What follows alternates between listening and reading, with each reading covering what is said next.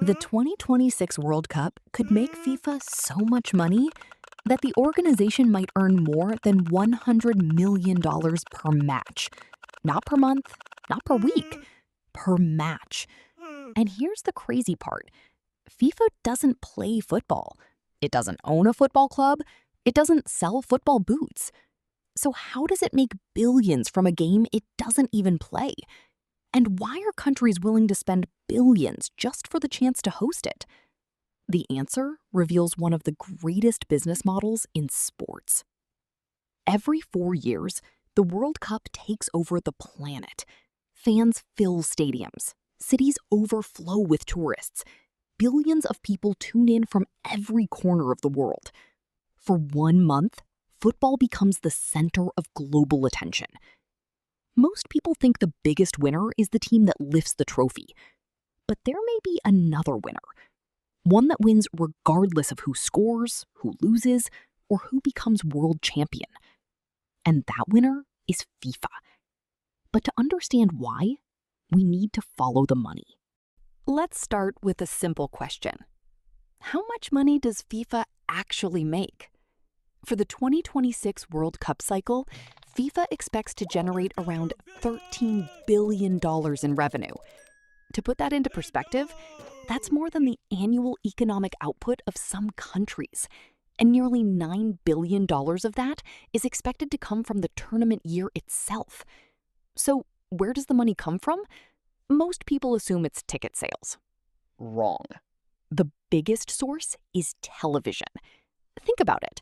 The World Cup attracts billions of viewers. TV networks know this. Advertisers know this. Everyone wants access to that audience. So broadcasters around the world pay FIFA enormous sums just for the right to show the matches. For 2026, television rights alone are expected to generate roughly $4 billion. That's already enough money to buy multiple football clubs. But FIFA is just getting started. The next source is even more surprising: tickets and hospitality. The 2026 tournament will be hosted across the United States, Canada, and Mexico. The stadiums are larger, the crowds are bigger, and the ticket prices are expected to be much higher. As a result, FIFA expects to earn around $3 billion from tickets and hospitality packages. That's more than 3 times what was generated at the 2022 World Cup in Qatar. And we're already approaching $7 billion. But there's another massive revenue stream: sponsors.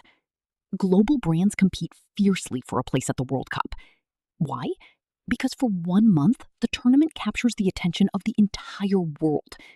A sponsor's logo isn't just appearing on a football pitch, it's appearing in front of billions of eyes. That's why companies are willing to pay enormous amounts to be associated with the event. FIFA expects sponsorship and marketing revenue to contribute nearly $2 billion more. Now let's add everything up. $4 billion from television, $3 billion from tickets, nearly $2 billion from sponsors. That's already around $9 billion. And we haven't even counted licensing, merchandise, and other revenue streams. Now, here's where things get really interesting. If FIFA is making billions, why do countries spend billions just to host the tournament? Shouldn't it be the other way around? The answer is exposure. Hosting a World Cup is like running the world's biggest advertisement. Countries hope the tournament will attract tourists, boost investment, improve infrastructure, and increase their global reputation. That's why governments build stadiums, expand airports, and upgrade transportation systems. They believe the long-term benefits will outweigh the costs. But economists have debated this for years. Some countries see major benefits. Others struggle to justify the enormous spending. Which means the World Cup creates winners and losers long before the final match is played.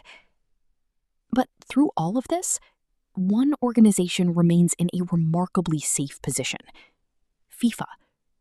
Because whether Brazil wins, Argentina wins, or an underdog shocks the world, the revenue keeps flowing.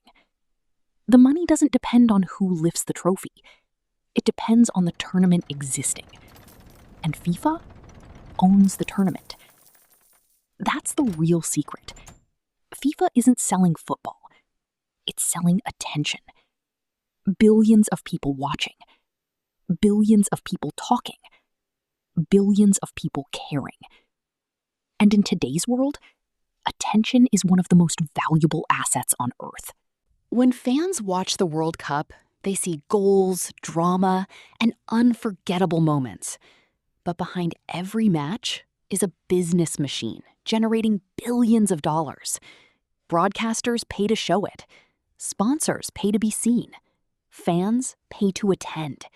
Countries pay to host. And FIFA sits at the center of it all. That's why the World Cup isn't just one of the biggest sporting events in history. It's one of the biggest business events in history, too. So what do you think? Is hosting the World Cup worth the billions countries spend on it? Or is FIFA the biggest winner every single tournament? Let me know in the comments.